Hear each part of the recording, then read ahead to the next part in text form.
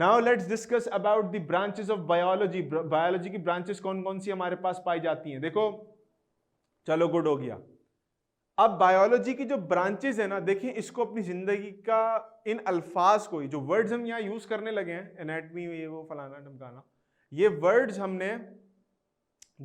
हमने अपने पास दिमाग में बिठा के रखने हैं और डेली भी इस्तेमाल करने होते हैं। डेली इस्तेमाल करने का मतलब क्या है कि वो बच्चा जिसने मेडिकल लिए है ना, तो उसने अपनी ज़िंदगी में अल्फाज भी जो इस्तेमाल करना है वो भी मेडिकल वाले करना है। वो ऐसे नहीं करेगा कि वो जो है ना, अगर किसी चीज़ की बाहर को देखेगा तो बोलेगा वो आउटर स्ट्रक्चर, नहीं, what the word, morphology, outer structure, external form. तो आपने इन वर्ड्स को इस्तेमाल करना है ताकि पता चले कि भाई मेडिकल के बच्चे आ रहे हैं, कोई आम बच्चे नहीं आ रहे, ठीक है ना। अच्छा, अब देखो, सबसे पहली बात ये कि हमारे पास कई सारी ब्रांचेस हैं बायोलॉजी की। There are many many different branches of biology. उसको हम स्टेप बाय समझते जाएंगे विद एग्जांपल, आपकी आसानी के लिए, ताकि आपको बात अच्छे से समझ में आ जाए। देखो, एक चीज होती है पेपर पास करना। पेपर पास करने के लिए क्या जरूरी होता है? हमारा स्टैंडर्ड, जाहिर सी बात है, इसी तरह का कुछ है कि 3 नंबर का सवाल आता है, 6 नंबर का सवाल आता है, तो आपने उसके हिसाब से चीजों को अटेम्प्ट करना होता है। लेकिन एक चीज होती है कि चीज को दिमाग में बिठाना। ये बात आपको भी पता है, क्योंकि अब तक तो 8 क्लासेस तो आप भी पढ़ के आ चुके हो, और हमें भी पता है, ठीक है ना। वो क्या है?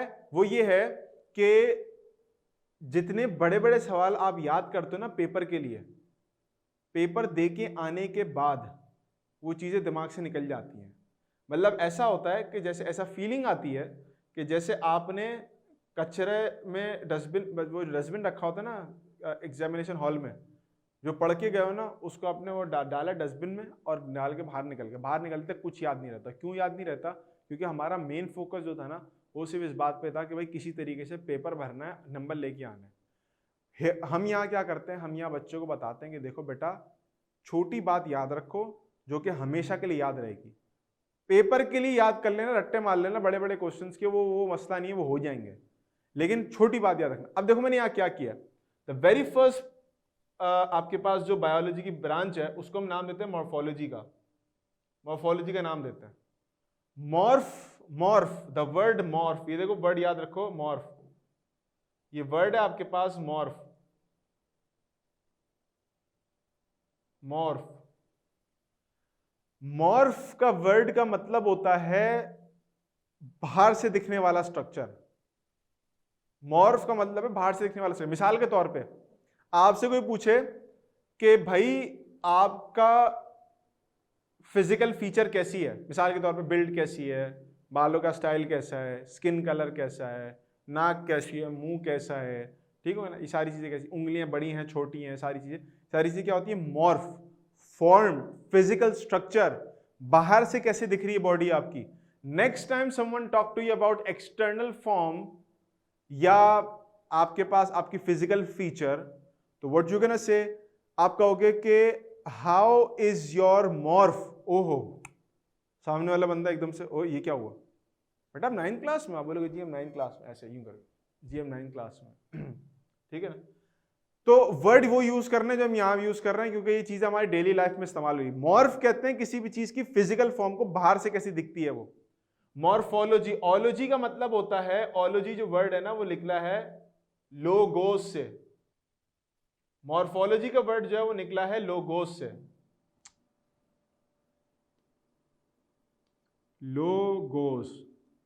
लोगोस का मतलब होता है स्टडी, पढ़ना। अब मॉर्फ लोगोस यानी फिजिकल फॉर्म को पढ़ना। एक लाइन में डिफाइन किया मैंने इसको। एक लाइन क्या है? एक्सटर्नल फॉर्म, बाहर बाहर से देखने वाली आपकी जो फॉर्म है उसको मॉर्फोलॉजी कहते हैं। मिसाल के तौर पे ये पढ़ना कि किसी ऑर्गेनिज्म में टेल होती है नहीं होती, किसी ऑर्गेनिज्म के कान कैसे हैं, वेल के नहीं होते, हमारे हैं, ठीक है।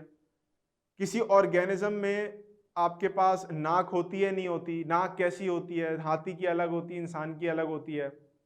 आपके 4 पाँव पे चलते हो, आप 2 पे चलते हो, या आपके सिरे से पाँव ही नहीं है, आपके पास फिन्स हैं फॉर स्विमिंग, ठीक है ना। तो आपके पास जो है ये चीजें सारी मॉर्फोलॉजी, ये सारे ग्रीक लेटर्स हैं, ये सारे ग्रीक वर्ड है। मॉर्फ, ओ लोगोस, बायोस, ये सारे वर्ड, हिस्टोस, ठीक है, ये सारे वर्ड्स आपके पास जो हैं ये या तो लैटिन है या ग्रीक वर्ड्स होते हैं, ग्रीक या लैटिन वर्ड्स होते हैं। अच्छा, अब ये एक्सटर्नल फॉर्म आ गई, बाहर से दिखने वाली चीज कैसी है। उसके बाद एक और ब्रांच है बायोलॉजी की, वो है एनाटमी। एनाटोम से निकला, एनाटोम कहते हैं इनसाइड ऑफ समथिंग, अंदर क्या क्या मौजूद है जो बाहर से नहीं दिखेगा आपको। अब मैंने यहां लिखा है इंटरनल पार्ट्स, ये एक्सटर्नल फॉर्म, इंटरनल पार्ट। देखो हर वर्ड को एक एक वर्ड के साथ याद कर लो, एक्सप्लेन करना आसान हो जाएगा बाद में कभी जिंदगी में, ठीक है ना। यस, अब देखो ये एनाटोम भी, इसके आपके अंदर कैसी चीजें मौजूद है, anatomy. Anatomy, next time someone talks to you about कि हमारे जिगर यहाँ है, गुर्दा यहाँ लगा हुआ है, फेफड़े यहाँ लगे हुए हैं, ये सब कुछ, आप बोलोगे oh you are talking about anatomy. Word use करना है आपने, वर्ड यूज करना है, पहले से बताना है कि भाई आप जिससे बात करो हल्की पार्टी नहीं है, कोई ऊपर भारी पार्टी है ये, इसको इंग्लिश भी आती है, इसको वर्ड्स का यूज भी आता है, इसको बायोलॉजी भी आती है, ठीक है। नेक्स्ट टाइम आपके पास जो है ना लोग आपको आके अपनी रिपोर्टें चेक कराएं अभी से, इवन इफ यू आर 9 और मैट्रिक, आपको अभी से चेक कराएं, अपना स्टैंडर्ड बढ़ाना है आपने। Now let's talk about anatomy. मेरी फॉर एग्जांपल बॉडी ये रही, एग्जांपल देता हूं मैं, मेरा दिल कहाँ होगा, मिसाल के तौर पे this is my left hand, ठीक है ना, आपको पता नहीं मिरर इमेज आ रही है कैसी आ रही है, बट ये मेरा उल्टा हाथ है। यहां मेरे पास मेरा हार्ट है, इस जगह पे कहीं हार्ट यहां पर मौजूद है, ठीक है। इसके अतराफ में यहां पर ये दो लंग्स हैं, बिल्कुल हार्ट के साथ इस जगह पे मेरे पास मेरा स्टमक लगा हुआ है, यहां पर कहीं स्टमक लगा हुआ है। स्टमक के साथ नीचे जो है ये पूरा पोर्शन इंटेस्टाइन से भरा हुआ है, ठीक हो गया। इस साइड पे मेरे पास जो है वो लिवर लगा हुआ होगा, और यहीं कहीं नीचे आपके पास स्प्लीन लगी हुई होगी। ये जो बॉडी के पार्ट्स अंदर अरेंज हुए हैं ना, एक के अंदर एक स्टैक करके, यहाँ पे ब्रेन लगा हुआ है अंदर की तरफ, ये सब क्या है, internal parts known as anatomy of your body. Anatomy of your body, समझ रहे हो बात को, internal parts, anatomy of your body. अब आ जाते हैं जरा सेल बायोलॉजी की तरफ। पहले हमने देखा बाहर की, फिर हमने देखा अंदर की, अब हम देख रहे हैं सेल की बातें, छोटी लेवल से स्टार्ट करने लगे। सेल बायोलॉजी नाम से नजर आ रहा है, सेल और उसके ऑर्गेनल्स की स्टडी। अभी किसी ने पीछे वर्ड यूज किया था क्लोरोप्लास्ट, प्लांट्स के अंदर सर क्लोरोप्लास्ट होता है। क्लोरोप्लास्ट क्या चीज है ये, क्लोरोप्लास्ट आपके पास एक सेल ऑर्गेनल है जिसमें पिगमेंट, कलर्स मौजूद होते हैं, कलर मौजूद होते हैं। ऑर्गेनल का मतलब, अच्छा ऑर्गेनल क्या होते हैं, देखो ऑर्गेनल को याद करने का तरीका समझो। जिस तरह से हमारी बॉडी के ऑर्गन्स है ना, फेफड़े, दिल, गुर्दे, ये वो जिगर, सारी चीजें, वैसे हमारे सेल के भी ऑर्गन्स होते हैं। Mitochondria, Golgi bodies, ribosomes, endoplasmic reticulum, chloroplast, vacuole, ये सारे हमारी बॉडी के, ये हमारे सेल के ऑर्गन्स हैं। क्योंकि ऑर्गन छोटे हैं इसलिए इसको ऑर्गेनेल कहते हैं, छोटे ऑर्गन्स, ऑर्गेनेल, छोटे ऑर्गन्स, ठीक हो गया ना। तो सेल की स्टडी, कौन सा सेल है, कैसा सेल है। मिसाल के तौर पे हमारे पास कुछ सेल्स ऐसे होते हैं, कुछ सेल्स ऐसे होते हैं, कुछ सेल्स ऐसे होते हैं, कुछ सेल्स ऐसे होते हैं, यूं फ्लैट। ये सेल्स के मुख्तलिफ शेप है ना, कॉलम शेप, पेंटागोनल या हेक्सागोनल शेप, 6 कोनों वाला, इसके अलावा आपके पास गोल सा शेप, इसके अलावा आपके पास flat shape, squamous shape cells, ये सब सेल्स के शेप कैसे हैं। फिर ऑर्गेनल कौन कौन से हैं, ऑर्गेनल क्या काम करते हैं, सेल्स कौन कौन से फंक्शन में मुलव्वस हैं। ये हाँ, प्लांट और एनिमल सेल का डिफरेंस है, जैसे आप ये हसन ने यहाँ पर निशानदेही की इस बात की, इन सब को हम पढ़ते हैं सेल बायोलॉजी के अंदर, ठीक हो गया ना। क्योंकि हर सेल का एक अलग लेवल का काम होता है। अब आप मिसाल के तौर पे देखो, माउथ के अंदर सलाइवा प्रोड्यूसिंग सेल्स होते हैं, सलाइवा प्रोड्यूस कर रहे हैं, फूड को मिक्स करने में, डाइजेस्ट करने में हेल्प करते हैं। लेकिन ये सलाइवा प्रोड्यूसिंग सेल ब्रेन में नहीं होंगे, ब्रेन में सेल होगा लेकिन वो सेल होगा जो कि इंफॉर्मेशन लेके जाता है पूरी बॉडी में। अब ये वाला सेल सलाइवा की जगह पे नहीं होगा, पोजीशन कौन सी किस जगह पे सेल की, ये भी बहुत इंपॉर्टेंट काम होता है, समझ रहे हो मेरी बात को। Moving on to the next one which is histology. हाँ, सेंसरी सेल्स होते हैं ना, नर्वस सेल्स होते हैं आपके पास। अब सेल्स के बाद अगली चीज क्या होती है, मुख्तलिफ सेल्स मिलकर टिश्यू बनाते हैं। तो we gonna talk about tissues. Tissues की स्टडी को हम कहते हैं हिस्टोलॉजी, हिस्टोलॉजी। हिस्टो कहते हैं कंपैक्शन ऑफ सेल को, सेल्स के मजमुए को हिस्टो कहते हैं। हिस्टो कंपैटिबिलिटी, प्रोटीन्स वगैरह कभी आप लोग पढ़े होंगे तो आगे जाके पढ़ेंगे इस तरह की चीजें। हिस्टो कहते हैं आपके पास सेल्स की एक्यूमुलेशन या सेल्स के ग्रुप वगैरह को ना।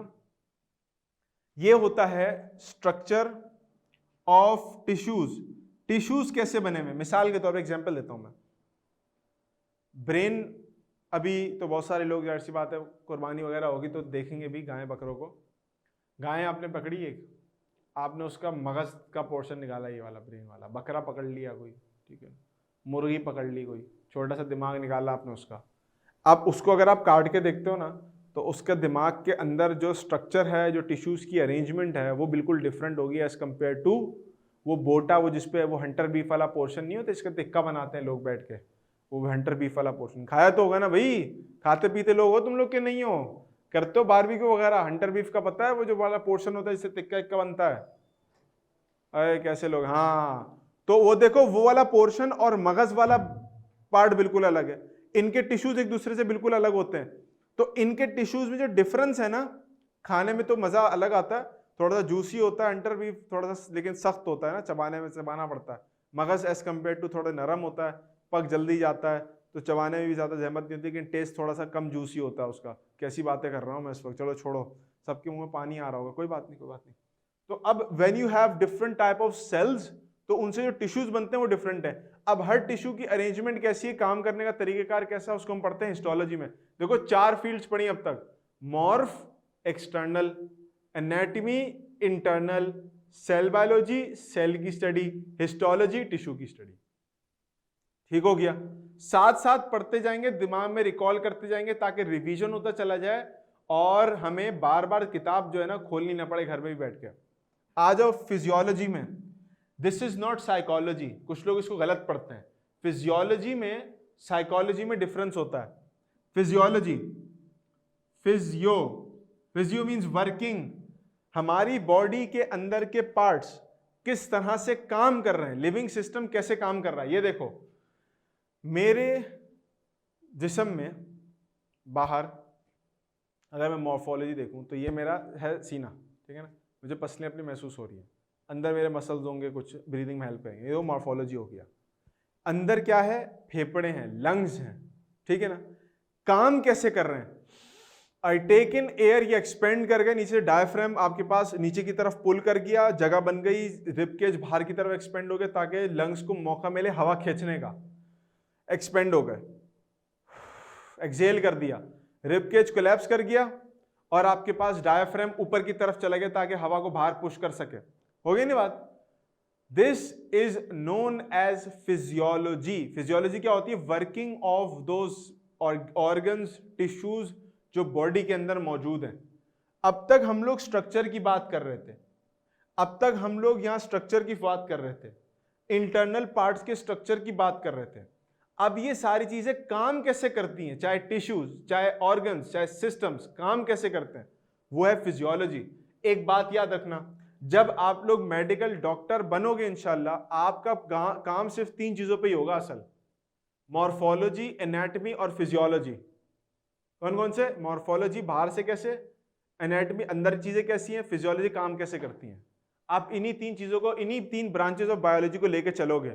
नेक्स्ट टाइम आप मिसाल के तौर पे आप कहीं जा रहे हो, मूव कर रहे हो, कोई चिंची में जा रहे हो, बस में जा रहे हो, ज्यादातर आप लोग कराची के बच्चे हो गए या सिंध के बच्चे हो गए, इधर उधर के, कराची में हम लोग रहते हैं तो हमें कराची का ज़्यादा अंदाजा, कराची के लोगों को बातचीत करने का बहुत शौक होता है। बस में आप बैठोगे, कोई बराबर बैठा होगा, शुरू हो जाएगा आपसे, बेटा क्या कर रहे हो आजकल, पढ़ाई वढ़ाई कर रहे हो कि नहीं कर रहे, वो लोग होता है ना, लोग बता रहे होते हैं आपको।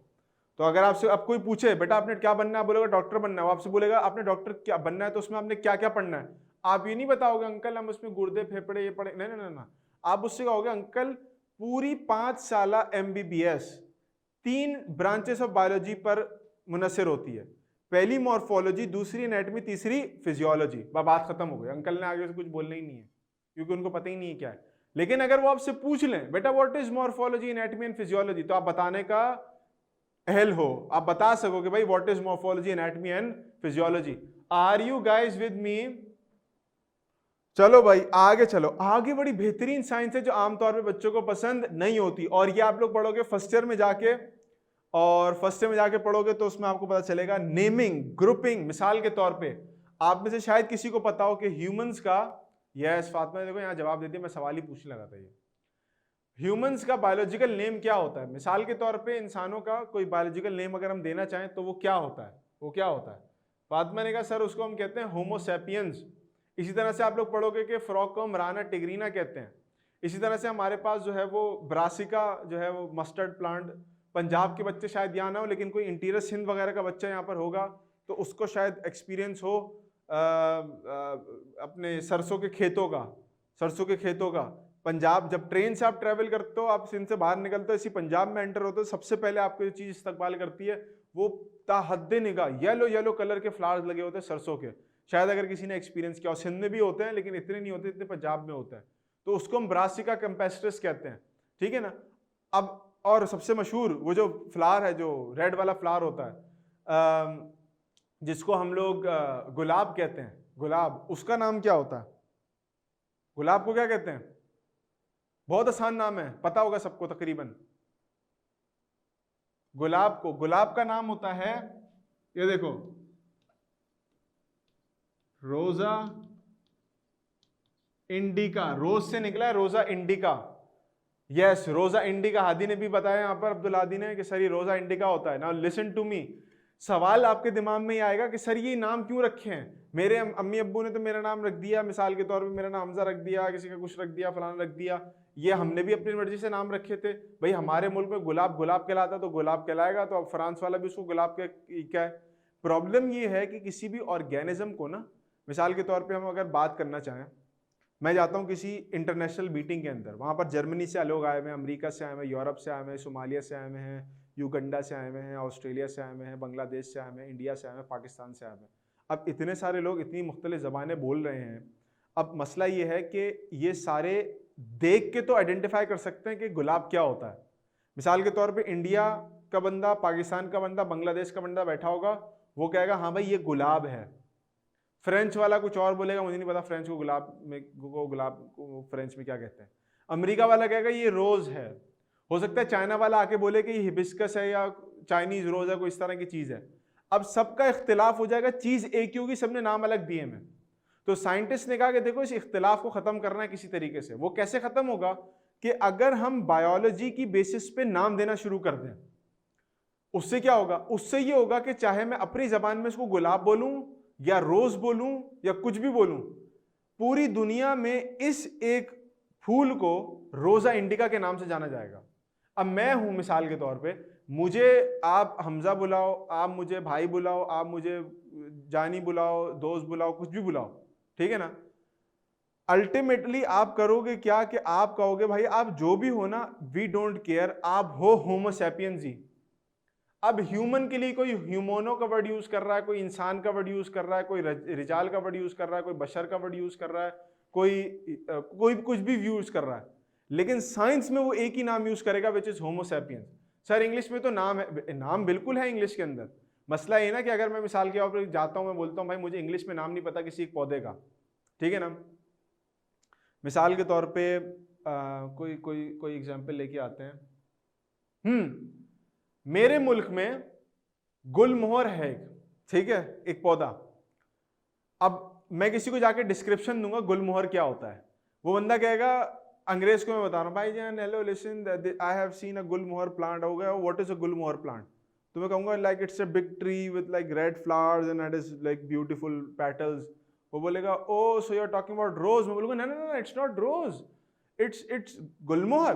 तो बोलेगा पता नहीं क्या है। अच्छा, अब वो मुझे अगर अपनी जबान में गुलमोहर को, उसने भी देखा हुआ है लेकिन वो एक्सप्लेन करने की कोशिश कर रहा है कि गुलमोहर क्या, वो कहेगा look I have seen a flame of the forest tree and it is like very big tree with lush green leaves and red flowers with very beautiful top notch petals with white like patches and something like that.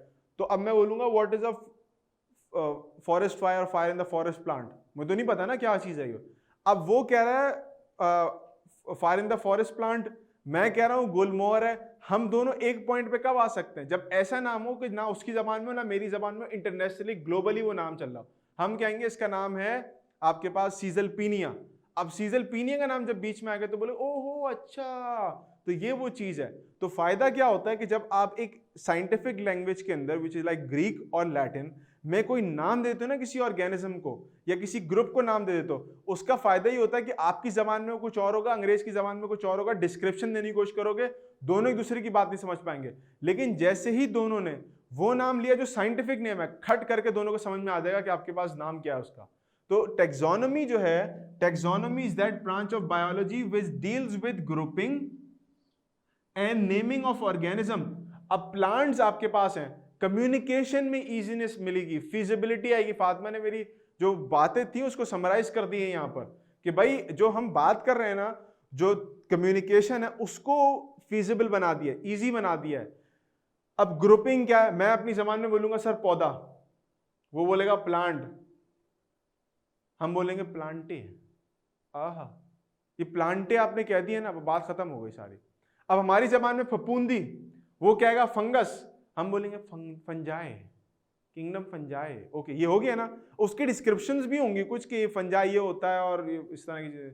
हम कहते हैं भाई काई लग गई है pipe के ऊपर, वो बोलेगा व्हाट इज अ काई। हमें तुर्की वाला बोलेगा जी काय कबीला हमने अर्तगल में देखा था, ठीक है। पाकिस्तानी बोल रहा होगा नालियों के ऊपर लगा होता है वो काई होती है। अंग्रेज को तो पता ही नहीं बात क्या हो रही है, वो एलजी बोलता होगा। हमने क्या कहा, हमने ग्रुप बना दिया आपके पास किंगडम प्रोटोक्टिस्टा। समझ रहे हो मेरी बात को मैं क्या कहना चाह रहा हूं? तो ये कम्युनिकेशन को आसान बनाने के लिए हमारे पास टेक्सोनोमी की ब्रांच इंट्रोड्यूस कराई गई है ताकि हम नेम दे सकें, ग्रुप कर सकें और इंफॉर्मेशन को आसानी से फैला सकें आगे की तरफ। ठीक हो गया ना? तो ये आपके पास 6 ब्रांचेस थी। Let's move on to the further 6 more branches. एक और ब्रांच है बायोलॉजी की जिसको हम जेनेटिक्स कहते हैं। बहुत कम पढ़ी जाती है ये बड़े लेवल पे, क्योंकि थोड़ी मुश्किल साइंस होती है ये। जेनेटिक्स के नीचे मैंने एक वर्ड लिखा खाली, विच इज हेरिडिटरी। मेरे बाल पता नहीं आप लोगों को नजर आ रहे हैं कि नहीं आ रहे, सामने आया था मैं, ये मेरे बाल थोड़े से कर्ली हैं, ठीक है ना, कर्ली बाल है मेरे पेरेंट्स में से मेरी मदर के बाल कर्ली हैं, फादर के बाल थोड़े से स्ट्रेट और वेवी से हैं, not just like exactly straight but थोड़े स्ट्रेट एंड वेवी से। इसी तरीके से मेरी हाइट जो है ना वो मेरे फादर की तरफ से आई है, लंबी हाइट। ये मेरी जो उंगलियां है ना, इसमें अगर आप मेरे नाखून देखो, ये मैं बड़ी छोटी सी चीज बता रहा हूँ आपको, आमतौर पे लोग नोटिस नहीं करते। आमतौर पे लोगों के नाखून होते हैं ना वो छोटे छोटे होते हैं, मेरे बहुत लंबे हैं। ये मुझे मेरे फादर की तरफ से मिले, ठीक हो गया ना। तो वो चीजें जो कि मॉर्फोलॉजी का भी पार्ट है, एनाटॉमी का भी पार्ट है, फिजियोलॉजी का भी पार्ट है। क्या 3 बातें बताई? मॉर्फोलॉजी, एनाटॉमी, फिजियोलॉजी का पार्ट है जो आपको आपके पेरेंट से मिले हैं। इसको कहते हैं हेरिडिटरी और इसकी स्टडी होती है जेनेटिक्स। मिसाल के तौर पे फिजियोलॉजी का मतलब क्या है, मतलब फिजियोलॉजी, मॉर्फोलॉजी समझ में आ गई सर, नाक लंबी है अब्बा जैसी, बाल कर्ली अम्मा जैसे, हाइट है अब्बा जैसी, ठीक है ना, और आपके पास स्किन शेड है अम्मा जैसा। तो ये तो बाहर से दिखने वाली चीजें, अंदर वाली चीजें बताओ कैसी हैं। कुछ लोगों में एनाटॉमी आपके पास इंटरनल स्ट्रक्चर्स है ना, तो कुछ लोगों में आपके पास बॉडी के अंदर कुछ पार्ट्स ऐसे होते हैं कि जिसमें कुछ डिजीजेस समटाइम ऐसी होती हैं कि जो पेरेंट्स से भी होती हैं और वो चलती हुई आपके ऑफस्प्रिंग्स तक आती हैं। मिसाल के तौर पे समझो इस बात को, कुछ लोग ऐसे होते हैं कि जिनकी किडनी का शेप थोड़ा सा छोटा होता है या डिफरेंट होता है as compare to rest of the लोग। मैं सिर्फ एनाटॉमी की बात कर रहा हूँ फिलहाल, फिजियोलॉजी नहीं। अभी एज्मा और डायबिटीज का जिक्र करूंगा मैं ताहा और फातिमा फिजियोलॉजी के अंदर, पॉइंट अपने संभाल के रखना भी थोड़ी देर के लिए। मैं भी बात कर रहा हूँ इंटरनल स्ट्रक्चर एनाटॉमी के, वो पेरेंट्स से कैसे मिल रहा होता है। समटाइम्स हमारी क्योंकि फैमिली के अंदर एक केस है इस तरह का कि पेरेंट्स की के अंदर जो थी वो किडनी का शेप रिलेटिवली छोटा था आम लोगों के मुकाबले में, तो वो उनके ऑफस्प्रिंग्स तक गया है। वो जेनेटिक एक डिजीज है जो पास ऑन हुई उनके पेरेंट्स से ऑफस्प्रिंग में। मॉर्फोलॉजी का कोई फर्क नहीं है, बच्चे नॉर्मल है दिखने वाले, अम्मा अब्बा जैसे ही है, सब नॉर्मल है।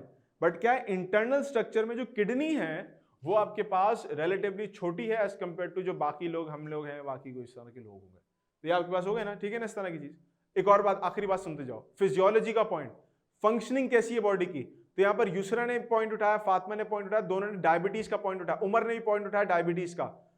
बॉडी आपके पास शुगर को डील नहीं कर पा रही कि उसको रेगुलेट कैसे करना है, तो उनके लिए उनको इंसुलिन लेना पड़ता है, इस तरह की चीज लेने पड़ती हैं। ये क्या है, फिजियोलॉजी है आपकी बॉडी की, काम करने का तरीका आपकी बॉडी का। तो ये सारी की सारी बातें जेनेटिकली होती हैं, जेनेटिक्स इनको लेके चलती है।